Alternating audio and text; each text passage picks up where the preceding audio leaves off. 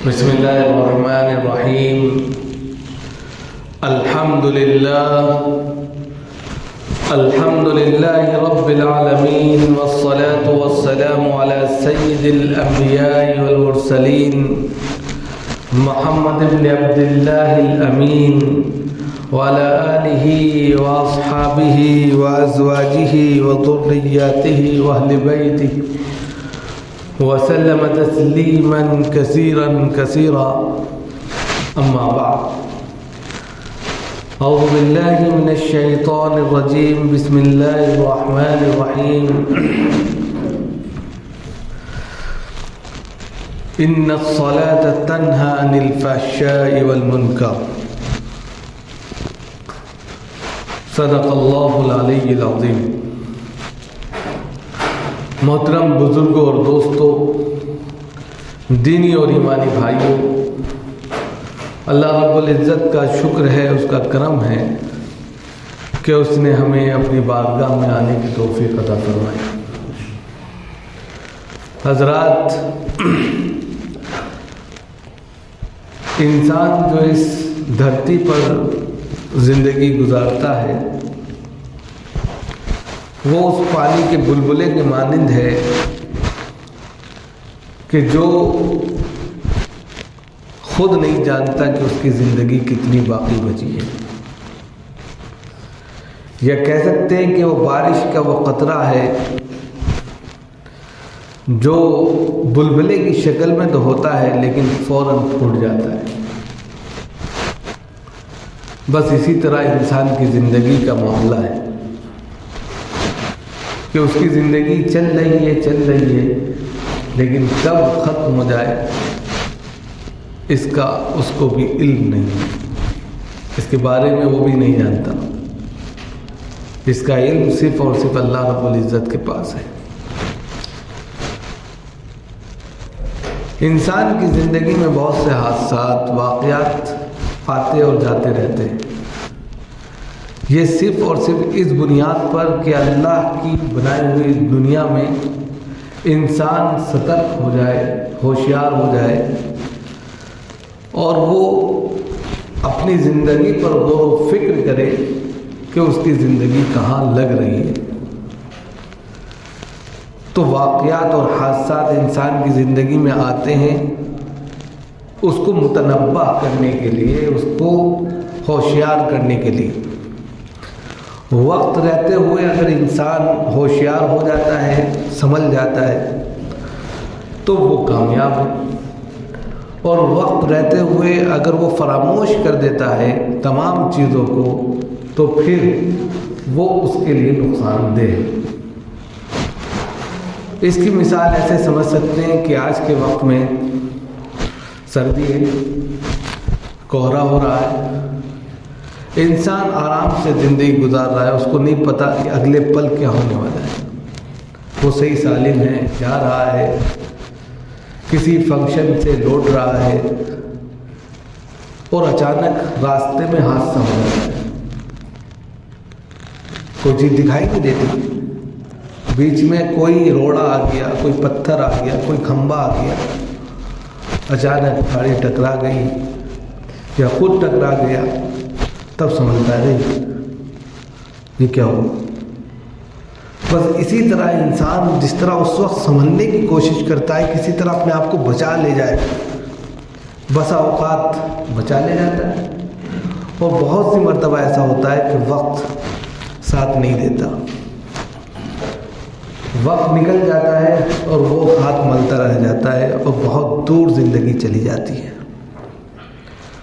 تو یہ جو واقعات ہوتے ہیں یہ ہمیں بتاتے ہیں کہ ابھی وقت ہے، اگر ایک موقع ملا ہے تو اب اپنی زندگی کا صحیح پڑاؤ ڈالو، کیونکہ زندگی تو ختم ہونی ہے. زندگی کا نام ہی دوسرا اگر ہے تو خاتمہ ہے، لیکن اس میں اگر تیاری کرتا چلا جائے اور اپنے ہدف کو نہ بھولے تو پھر اس زندگی میں مزہ آنے لگتا ہے. پھر اس کا ایک ایک قدم وہ اٹھتا ہے یا وہ عمل کرتا ہے، وہ کام کرتا ہے جو اللہ کو خوش کرتا ہے. اور جب اللہ خوش ہوتا ہے تو اس کو ایسے اچانک حادثات سے بچا بھی لیتا ہے. اس کی نیکی اگر ہے تو وہ اچانک حادثات واقعات سے بچ جاتا ہے. تو سمجھ جائیے اللہ کے دربار میں وہ مقبول ترین بندہ ہے، اس کی نیکی قبول ہے، اس لیے اللہ نے اس کو بچا لیا. لیکن اگر اس کے پاپ بڑھ جاتے ہیں، گناہ بڑھ جاتے ہیں، اس کے جرائم بڑھ جاتے ہیں، تو وہی ہلکا سا حادثہ اس کا موت کا شکار بن جاتا ہے.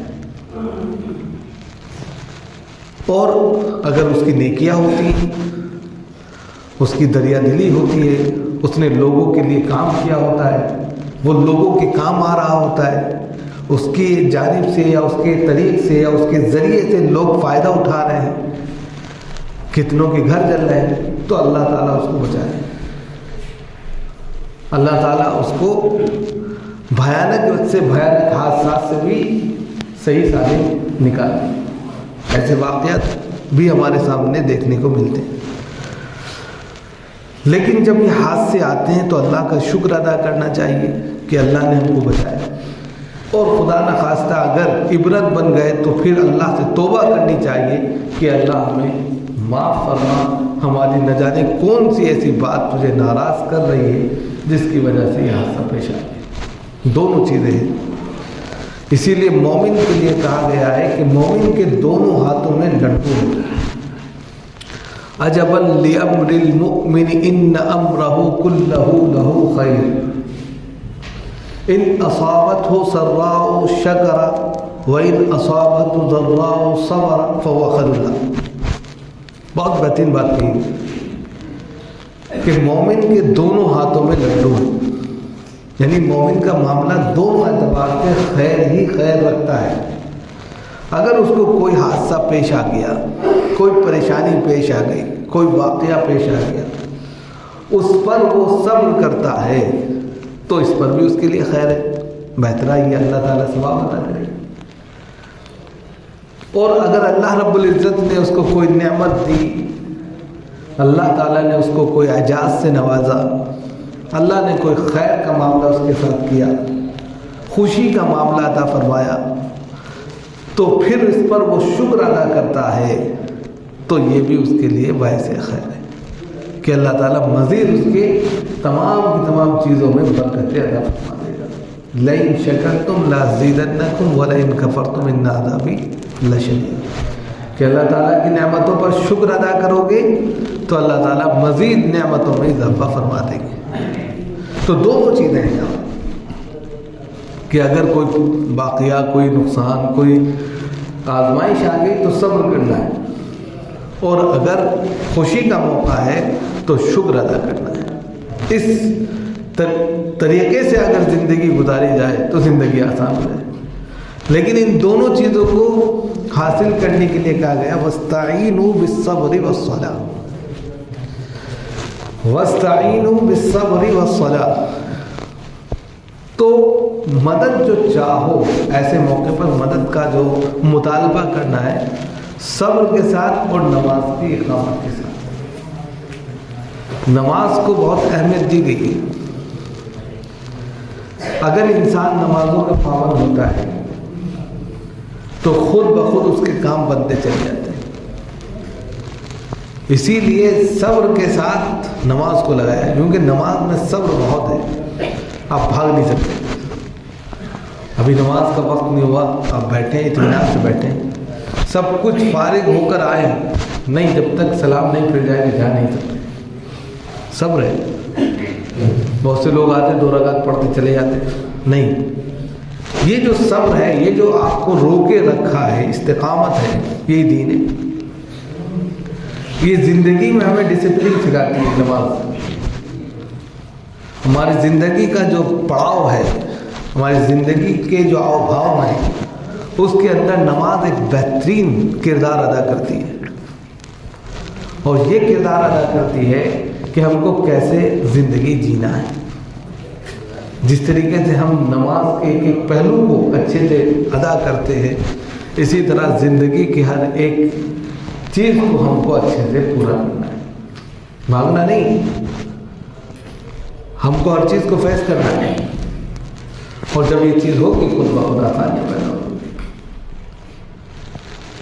جب ہم بھاگنے لگتے ہیں، جب ہم دوڑنے لگتے ہیں، کسی چیز سے دوری بنانے لگتے ہیں، تو پریشانیاں ہمارے ساتھ میں آ کر لگ جاتی ہیں اور پھر چھوڑنے کا نام نہیں لیتی.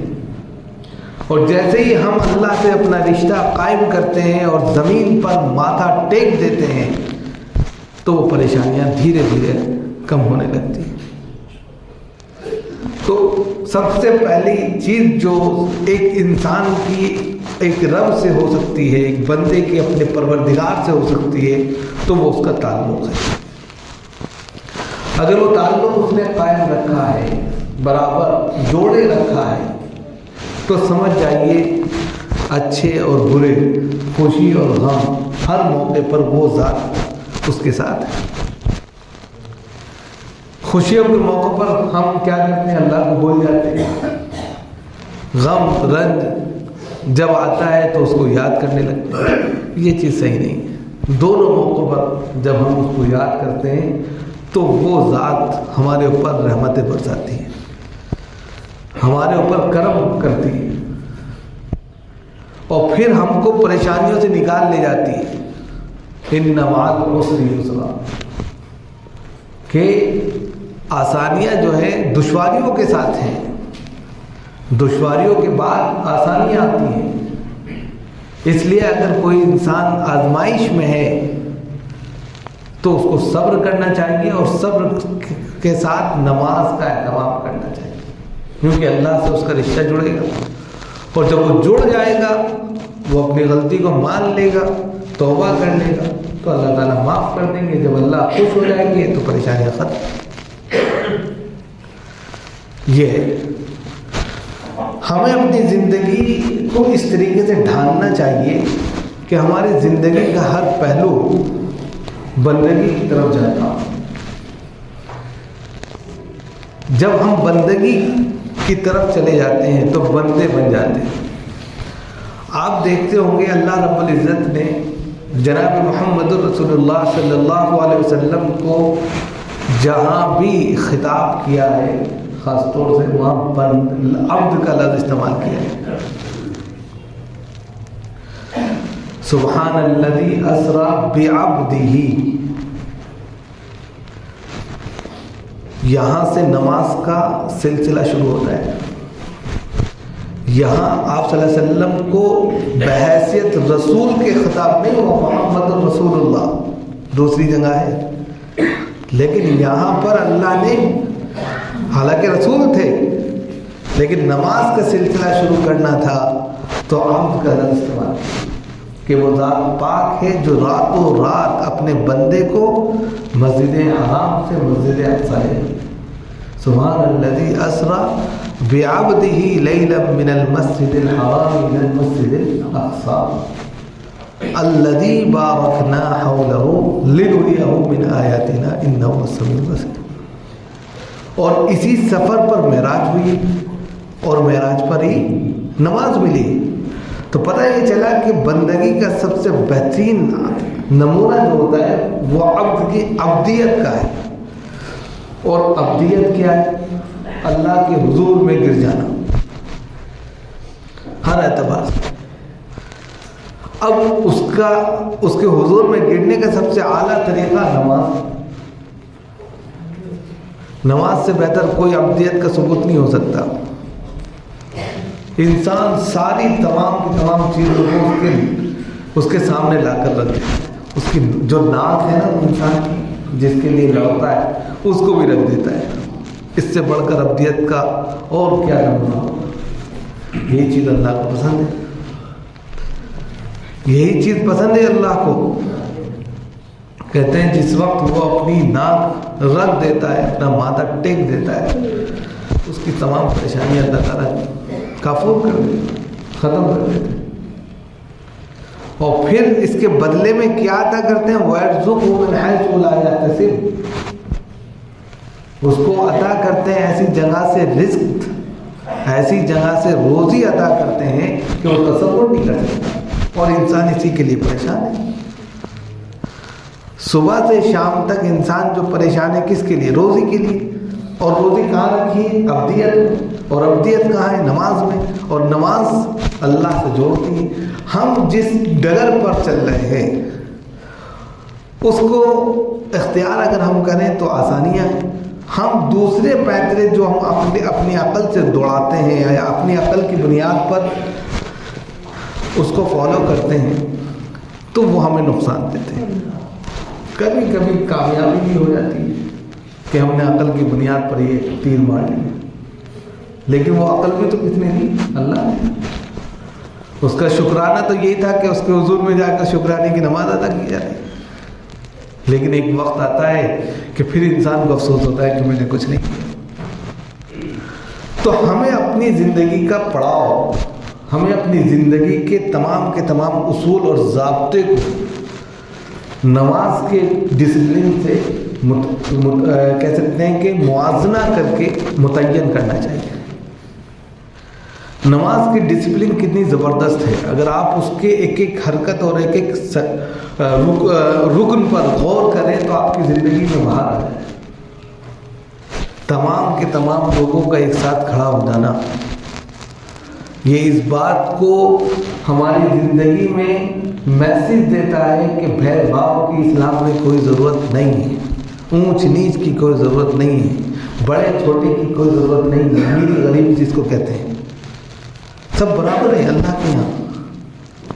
غرور اور گھمنڈ اور تکبر کافر. اب کس بنیاد پر آپ کو غرور ہے؟ یہ ڈسپلن آ گئی ہماری زندگی میں. اگر ہم نے کوئی بھی عہدہ، کوئی بھی منصب، کوئی بھی بڑی سے بڑی چیز حاصل کر لی ہے تو انسان تب بھی انسان رہے گا، حیوان نہیں بنے گا. کیونکہ ہم تو اللہ ہی کے بندے ہیں. ایک ہی صف میں کھڑے ہو گئے، محمود آیا، نہ کوئی بندہ رہا نہ بندہ نواز. محمود اور ایاز کا وہ واقعہ آپ کو یاد ہوگا کہ محمود اپنے وقت کے بادشاہ تھے اور ایاز ان کا وزیر تھا، لیکن غریب فقیر تھا، لیکن اپنی محنت سے، اپنی قد و کاوش سے بادشاہ کا وزیر بن گیا. لیکن اپنے اس پرانے منصب اور عہدے کو نہیں بھولا جہاں سے اس نے اپنا سفر شروع کیا. بادشاہ کے دربار میں حاضری کے بعد کچھ وقت کے لیے وہ اپنے پہلے ٹھکانے پر جاتا تھا جہاں سے اس نے اپنا سفر شروع کیا تھا. تو کچھ لوگوں میں چیمی گوئیاں ہوئیں اور کہا کہ یہ کوئی بڑی جگہ جاتا ہے. بادشاہ تک بات پہنچی اور اس جگہ جایا گیا جہاں ایاز رہتے تھے. تو کہا کہ ایک جھوپڑ پٹی تھی، اس میں ایک چھوٹا موٹا لوٹا رکھا تھا، بستر تھا. تو بادشاہ سلامت سے اس نے کہا کہ بادشاہ سلامت میں یہاں آتا ہوں صرف عبرت کے لیے کہ میں یہاں میرا اصل جو ٹھکانہ تھا وہ یہ تھا. اس اللہ نے مجھے بادشاہ کا وزیر بنا دیا. تو بتائیے کہ وہ معمولی سا انسان بادشاہ کے ساتھ میں ایک صف میں کھڑا ہو گیا. کوئی فرق نہیں رہا اسلام. تو یہ ڈسپلن جو تھی، لیکن وہ بندہ اپنے کو یاد رکھتا تھا، اس لیے مزید اللہ نے اس کو عزت دی، شہرت دی. اگر انسان اپنے آپ کو روکے رکھے اور اپنے پہلے مقصد کو اور پہلی جگہ کو نہ بھولے، اس کی تو نیا پائے. دوسری چیز جو ہے وہ یہ ہے کہ ہمارا سب کا جو اللہ پر ایمان رکھتے ہیں، جو خدا پر ایمان رکھتے ہیں، تو ان کے لیے سب سے اہم ضرورت اس بات کی ہے، ان کے ذہن میں ہونا چاہیے کہ روزی کے لیے ہم کو پریشان ہونے کی ضرورت نہیں ہے، کیونکہ روزی کا جو مالک ہے وہ اللہ ہے. یہ یقین ہونا چاہیے. انسان روزی نہیں دیتے، بالکل نکال دیجیے، ذہن سے نکالیے. اللہ کو خوش کریے. جو یہ آیت ہے وَيَرْزُقُهُ مِنْ حَيْثُ لَا يَحْتَسِبُ، یہ بالکل آپ کے اوپر بالکل روز روشن کی طرح آیا ہوگی کہ ایسی جگہ سے رزق آئے گا کہ آپ تصور نہیں کر سکتے. بس اپنے اللہ کو خوش کریے. جب آپ اس کی پنجگانہ نمازوں کو ادا کریں گے، فریضے کو ادا کریں گے، تو اللہ تعالیٰ خود بخود آپ کا انتظام کرے گا. یہ اس کا حق ہے. اللہ نے بندوں سے وعدہ کیا ہے، وعدہ لیا ہے وَمَا خَلَقْتُ الْجِنَّ وَالْإِنسَ إِلَّا لِيَعْبُدُونِ، میں نے تمہیں اپنی بندگی کے لیے پیدا کیا. اور اللہ کا बंदों से ये वादा है कि मैं ऐसी जगह से रोजी दूंगा कि तसव्वुर नहीं कर सकते। तो दोनों तालमेल अगर बेहतरीन बैठ जाए तो खुद ब खुद इंसान का बेड़ा पार हो जाए। तो हमको सबसे पहले अपनी ज़िंदगी में ये डिसिप्लिन लाना है, ये तमाम चीज़ें शामिल करनी है कि हम सबसे पहले अल्लाह की बंदगी करेंगे और फिर तगो-दो करेंगे, यानी कि जो भी हम कारोबार करते हैं उसमें मेहनत मशक्क़त करेंगे, उसी के ज़रिए ही अल्लाह ताला रोज़ी का इंतज़ाम कर देंगे और उसी में बरकतें डाल देंगे। अल्लाह ताला हम सबको अमल की तौफीक दे।